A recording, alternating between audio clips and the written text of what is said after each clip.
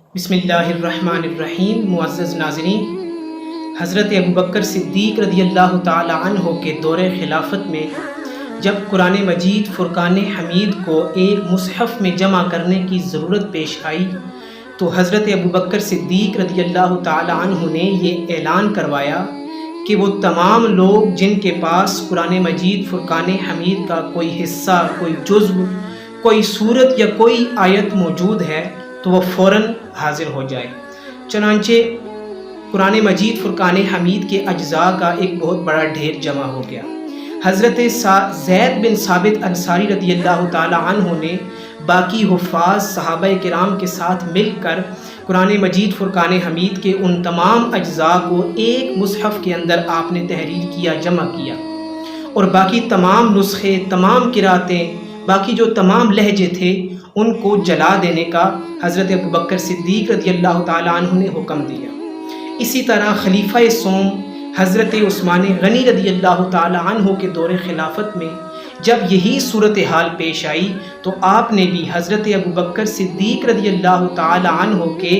نسخہ کے مطابق نسخے تحریر کرنے کا حکم دیا، اور باقی تمام لہجوں اور قراتوں کو، باقی تمام نسخوں کو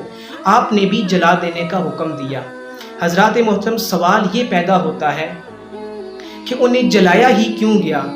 کیا ایسا نہیں ہو سکتا تھا کہ انہیں زمین میں دفن کر دیا جاتا یا پانی میں بہا دیا جاتا؟ تو حضرات محترم، اس کا جواب یہ ہے کہ اگر انہیں زمین میں دفن کر دیا جاتا اور آج ہمارے دور میں کوئی نسخہ اگر برآمد ہو جاتا، دریافت ہو جاتا، تو حضرات محترم ایک نیا فتنہ اٹھ کھڑا ہوتا۔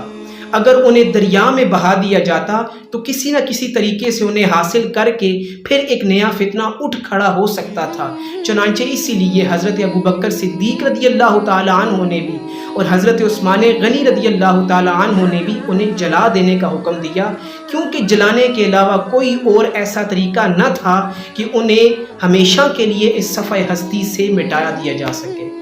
حضرات محترم، لیکن وہ قوم کہ جو زمانہ جاہلیت میں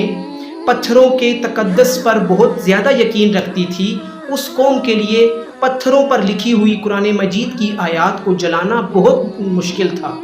لیکن حضرات محترم، حضرت ابوبکر صدیق رضی اللہ تعالیٰ عنہ اور حضرت عثمان غنی رضی اللہ تعالیٰ عنہ نے یہ عظیم انقلابی فیصلہ کیا۔ آپ نے یہ گریٹ ریولوشنری ڈیسیجن آپ نے لیا کہ آپ نے انہیں جلا دینے کا حکم دیا۔ حضرات محترم، کیونکہ حضور علیہ السلام کے زمانہ میں جب کوئی آیت نازل ہوتی، جب قرآن مجید کی کوئی صورت نازل ہوتی، کوئی حصہ نازل ہوتا، تو صحابہ کرام اپنے اپنے قبیلے کے لہجے میں، اپنے اپنے قبیلے کی قرات میں اسے تحریر کر لیا کرتے۔ اگر انہیں جلایا نہ جاتا، اگر یہ عظیم انقلابی قدم نہ اٹھایا جاتا، تو حضرات محترم آج اتنے نسخے، اتنے لہجے اور اتنی قراتیں اس امت میں جمع ہوتی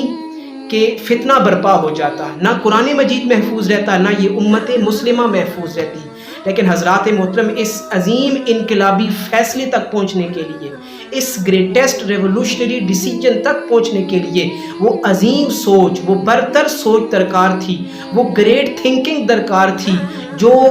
ایموشنل رسپیکٹ سے اوپر اٹھ کر، جذباتی احترام سے اوپر اٹھ کر حقائق کو دیکھ سکے۔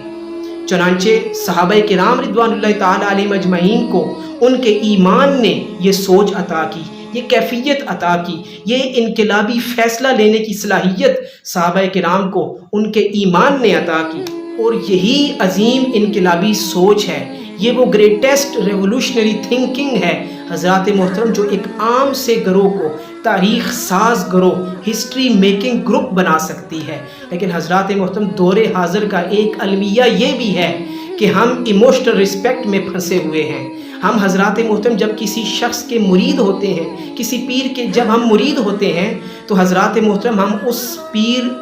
کے ساتھ اتنے ایموشنل اٹیچ ہو جاتے ہیں کہ صرف اسی کی بات کو سچ سمجھتے ہیں، صرف اسی کے فیصلے کو حرف آخر سمجھتے ہیں، اور اس کے علاوہ باقی پوری دنیا کو ہم غلط سمجھتے ہیں۔ حضرات محترم، صحابہ کرام اس چیز سے حتی الامکان آپ پاک تھے، اسی لیے صحابہ کرام نے وہ عظیم الشان فیصلے کیے، وہ عظیم انقلابی قدم اٹھائے کہ جن کی وجہ سے ان کا نام تاریخ میں امر ہو گیا، اور اب بھی تاریخ کے اندر جب بھی ان کا ذکر کیا جاتا ہے تو حضرات محترم سنہری الفاظ کے ساتھ ان عظیم ہستیوں کے عظیم فیصلوں کا ذکر کیا جاتا ہے۔